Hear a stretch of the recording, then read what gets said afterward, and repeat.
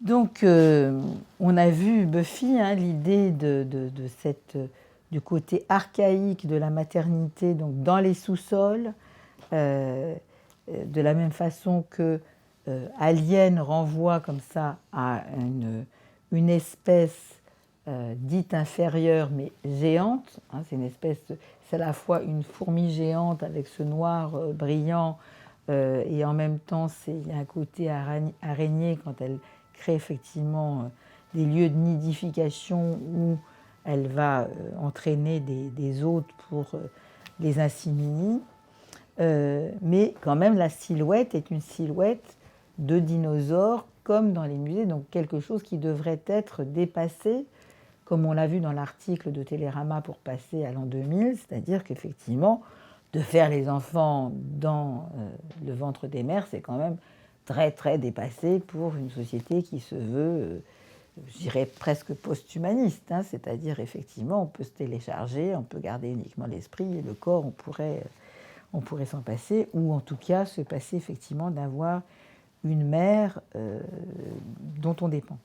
Et donc là, je vais avant de passer à cette problématique de renversement, de aliénation, crainte dans certaines sociétés de l'aliénation de l'enfant à sa mère et crainte que l'enfant ne soit aliénant pour les femmes,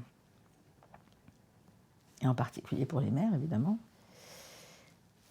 Je voudrais juste souligner pourquoi, effectivement, on a ça, qui est quand même, hormis le fait qu'on souligne bien hein, qu'il ne s'agit pas d'une jouissance quand on est inséminé par cette chose, qui ressemble quand même un peu à un scorpion, même si ça a des allures comme ça. Enfin, il y a des parties qui pourraient ressembler tout à fait, évoquer le placenta, paradoxalement.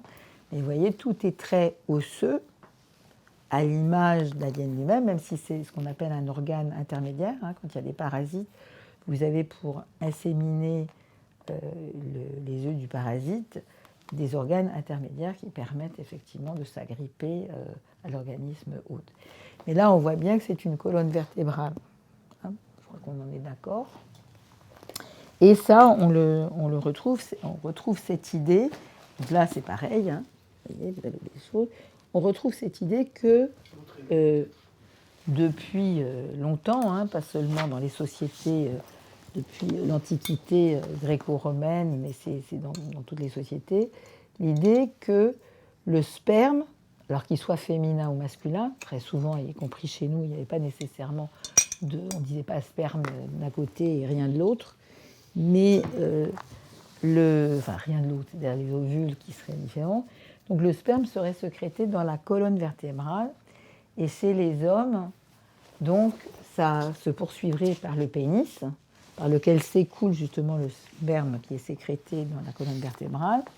Et comme le faisait remarquer Françoise Héritier, c'était aussi repris par Donofrio, l'idée que le cocu a des cornes, c'est parce que quand il y a quelqu'un dans son lit conjugal qui vient en sa place, son sperme ne peut pas s'écouler dans le vase naturel, comme diraient les prêtres, qui est le corps de sa femme, mais va remonter et donner donc des cornes. Voilà, donc il est cocu. Ça veut dire c'est ça, et également le fait que voilà, il y a cette idée que les bois des cerfs, c'est effectivement une représentation aussi de leur prolificité.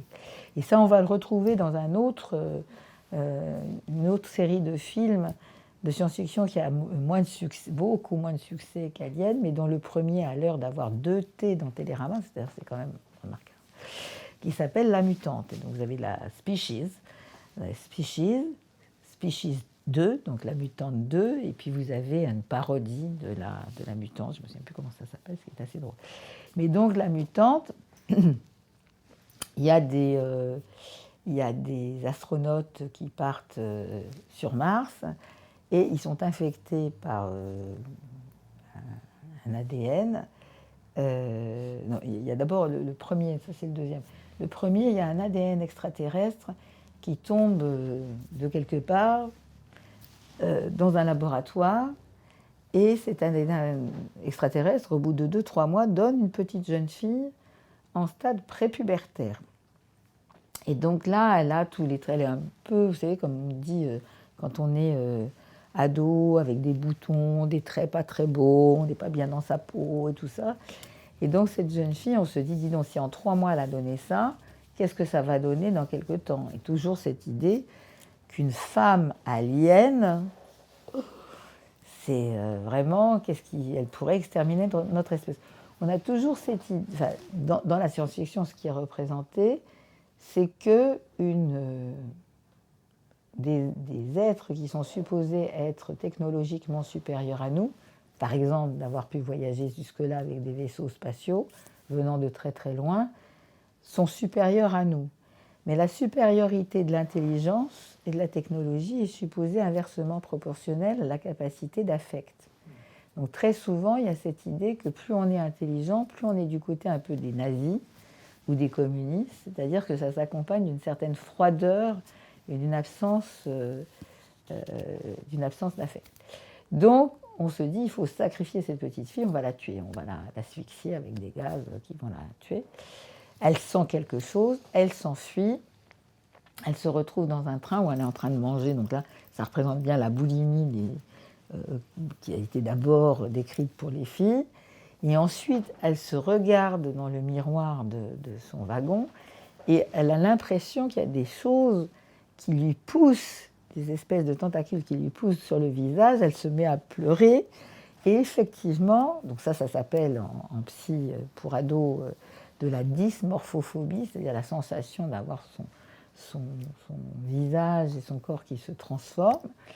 Et effectivement, c'est intéressant parce que quand on se transforme en être fertile, notre corps se transforme vraiment de façon sous-jacente et en plus ça donne ce qu'on appelle les caractères sexuels secondaires, les poils, le fait d'avoir plein de choses qui apparaissent, le sexe change de forme, y compris le sexe des femmes qui se verticalise alors qu'il était horizontal. Il y a plein de choses qui se passent qui s'appellent les caractères sexuels secondaires, mais les caractères sexuels secondaires ne sont que le signe de quelque chose qui se passe vraiment de façon interne. Et donc cette petite jeune fille se transforme en un utérus. C'est mon interprétation, qui se colle au plafond du wagon. Et quand il y a une malheureuse contrôleuse qui vient, il y a une jeune femme, mais alors une bombe sexuelle, c'est plus du tout la préado, l'âge ingrat de la préado, c'est une bombe sexuelle qui est blonde, aux yeux bleus, parce que les êtres supérieurs sont blancs, blondes, yeux bleus. Ça c'est clair, c'est vraiment un truc de la science-fiction pour bien vous signaler qu'on est dans une espèce supérieure. Eh bien, elle étrangle la pauvre contrôleuse. Donc on sent que là, cette espèce qui est venue sur Terre, elle n'est pas claire. Mais pourquoi me disais-je ce passage par une chrysalide, qui est vraiment qui a une forme d'un utérus avec une vulve d'où sort la jeune femme. Et donc ça, je l'ai repéré dans d'autres films d'horreur et de séries Z, hein, mais c'est très intéressant. Des ados qui vont camper dans la forêt, et puis il y a des tiques qui les infectent et ils se transforment, etc. Et donc cette femme qui sort de cette chrysalide, en fait, va chercher à tout prix à faire des enfants avec les humains. Parce que si vous voulez, plus on est d'une espèce supérieure, moins on a d'enfants. Jusqu'à ne plus pouvoir avoir d'enfants. Vous voyez, suivez mon regard. Vous savez, la diminution de la fertilité des Occidentaux par rapport à d'autres populations inférieures, bien sûr, qui viennent migrer chez nous et qui, eux, ont beaucoup d'enfants. C'est d'ailleurs pour ça qu'ils ont épuisé leurs ressources ailleurs, etc. Enfin bon. Donc, on a une femme, elle essaye à tout prix de faire l'amour avec des gens. Et donc, il y a un type, ils sont dans la piscine, et lui, il trouve qu'elle va vraiment trop vite. Donc, il y a vraiment cette inversion. C'est elle qui est à l'initiative, c'est elle qui veut qu'il baisse tout de suite. C'est lui qui se refuse à elle. Mais en fait, elle a su qu'il était diabétique et du coup elle le tue, voilà. Et à chaque fois qu'elle est en mode reproduction, des os apparaissent et sortent de sa colonne vertébrale comme des éperons, vous voyez, la colonne vertébrale. Et donc là, vous avez ce mode effectivement lié, c'est pour ça que je pensais que c'était important de rappeler pourquoi cette histoire-là, parce que ce n'est pas évident, c'est effectivement toujours cette référence très classique, encore une fois, en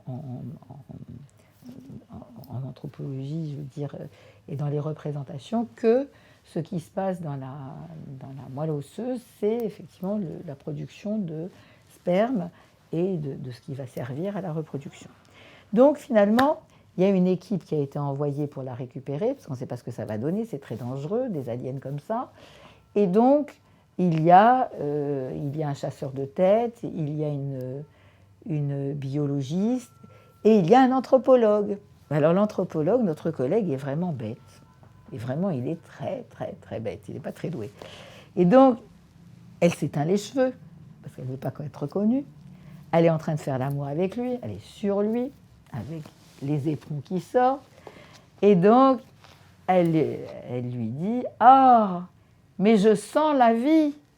Et lui, il la regarde et lui dit « Ah, j'admets qu'il y ait des peuples inférieurs qui croient savoir quand est-ce qu'il y a, effectivement. » Et à ce moment-là, il reconnaît, il dit « Ah, mais vous êtes !» Sous-entendu, la mutante. Donc là, il a compris, effectivement. Et donc là, elle se met en mode femme enceinte. Vous savez qu'une femme enceinte n'est plus tout à fait la même. C'est comme pour les viols de guerre. Vous savez, si dans tous les pays alliés pendant la Seconde Guerre, même la Première Guerre mondiale, l'avortement a été interdit. L'un des cas qui a été beaucoup discuté, où il y avait exception, comme ça s'est passé dans certains pays, dans certains États aux États-Unis, là, au Texas, si je ne me trompe, l'idée c'était que l'enfant de l'ennemi, c'est problématique, parce que sous-entendu, ce qui n'est pas dit mais qui est pensé, c'est qu'une mère sera toujours plus loyale à son enfant qu'elle ne sera à sa propre société, parce qu'elle protégera toujours son enfant. Donc il y a cette idée qu'il va falloir annihiler effectivement l'enfant de l'ennemi. Et donc là, elle se met en mode défense de son enfant, donc là, elle n'est plus du tout humaine, hein. Elle est vraiment complètement, il faut que vous voyez ça, c'est assez extraordinaire. Et donc, voilà, ça se termine comme ça. Et la mutante 2, c'est là où ça se passe, effectivement, ils partent sur Mars, ils sont infectés, et notamment, c'est aussi bien un homme et une femme sont infectés par un ADN alien, qui fait qu'ils font l'amour sans arrêt, et qu'à chaque fois qu'ils font l'amour, ils tombent enceints. Alors, c'est le fils du président de la République, il met enceinte les femmes avec qui il baise, leur corps, mais immédiatement, pendant qu'il fait l'amour, il a ce truc des éperons qui sortent de sa colonne vertébrale, la femme est enceinte très vite. Alors si vous voulez, c'est même pas dans l'heure, c'est dans les minutes qui suivent. La femme est enceinte, elle explose comme une figue bien mûre, si vous voulez. Alors, quand je présente ça, je leur dis personne n'a été blessé, tout ça, il faut regarder le truc, quoi. Et elle meurt. Et à côté du lit, vous avez un petit garçon tout fait. Ce sont tous des petits garçons. Alors il emmène ces petits garçons dans la cave de son père. Donc là aussi, côté souterrain, tout ce qui est sous terre, les écrivains vous diront que le dessous, c'est toujours la représentation de l'inconscient, vous avez le choix entre le grenier et Il les emmène, et là, ils se transforment, vous les regardez, et donc chacun, un à un, va avoir comme... C'est comme une morve de nez, mais sauf que non, c'est un petit tentacule qui sort, et ils vont se transformer en chrysalides qui vont se suspendre au plafond. Et que pensez-vous qui va sortir de cette chrysalide? L'espèce nouvelle qui va nous remplacer. C'est pourquoi elles avaient besoin de nous, parce que nous étions prolifiques. C'est toujours le thème, si vous voulez, effectivement, cette idée de l'évolution que nous sommes, nous les humains, en haut de la chaîne, et que nous sommes des prédateurs de l'ensemble des autres espèces, et que forcément, la nouvelle étape de l'évolution humaine, ça sera forcément un prédateur plus important Et de la même façon que Néandertal a disparu au contact de Sapiens sapiens, eh bien, l'autre espèce va nous supplanter. Et vous avez plein d'œuvres de science-fiction. Je pourrais vous en recommander, mais disons que je voulais signaler tout ça. Donc, voilà.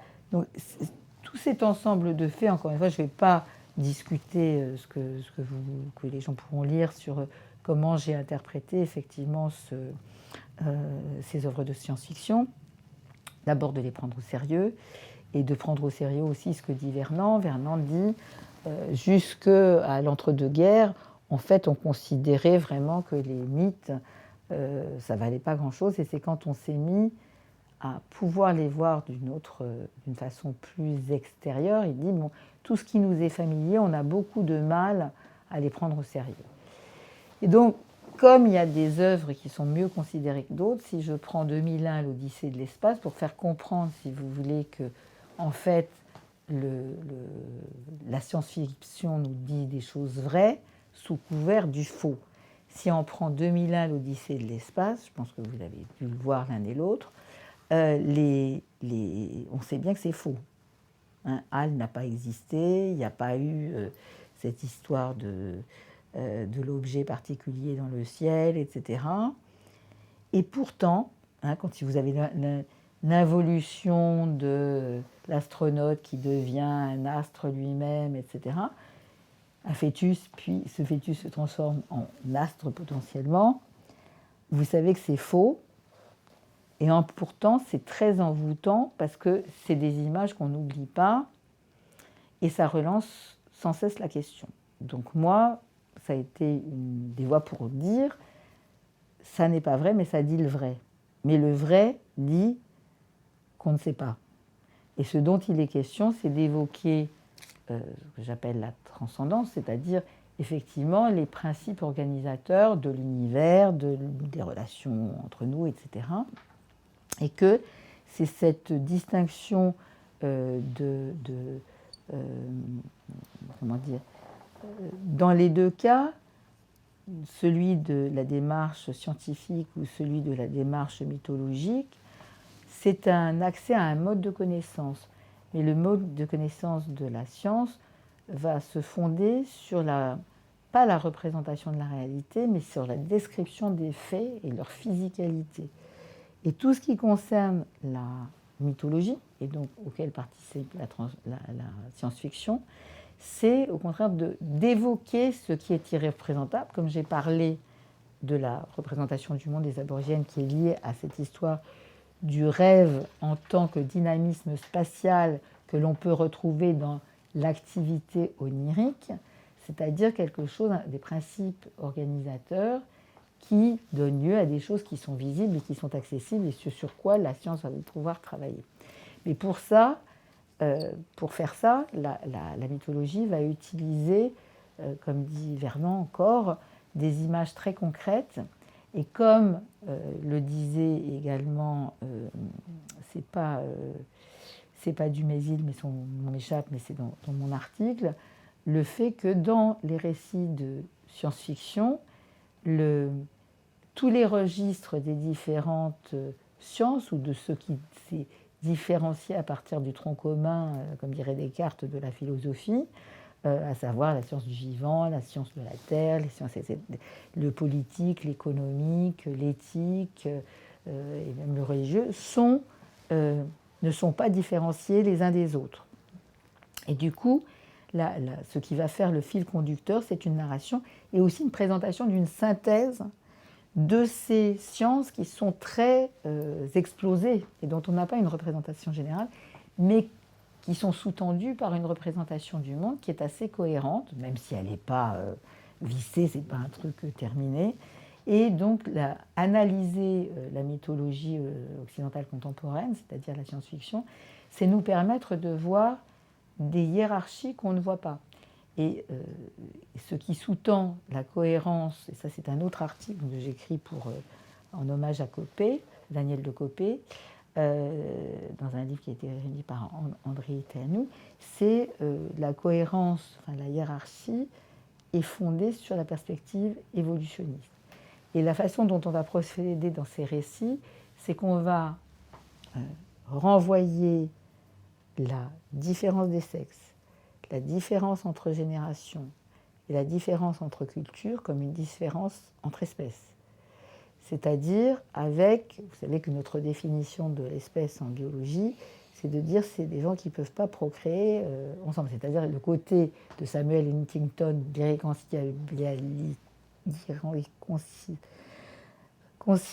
irréconciliabilité de certaines cultures entre elles, c'est-à-dire qu'il y aurait une frontière étanche, on ne peut pas dépasser ça, eh bien c'est effectivement l'évocation de l'espèce, puisque ça n'est qu'à l'intérieur d'une même espèce qu'on peut se reproduire, par exemple. L'idée qu'effectivement il y a une possibilité d'échange et d'échange socio-culturel. Donc ça, j'ai trouvé que c'était très important et j'ai effectivement donc travaillé. Donc là, encore une fois, je ne le déclinerai pas ici parce qu'il y a beaucoup d'articles que j'ai écrits et j'en ai fait un manuscrit que je fais des années que je l'ai et que je suis encouragée à le présenter, mais pour des raisons propres à ma propre névrose, on n'est pas psy pour rien, je ne l'ai pas encore soumis vraiment.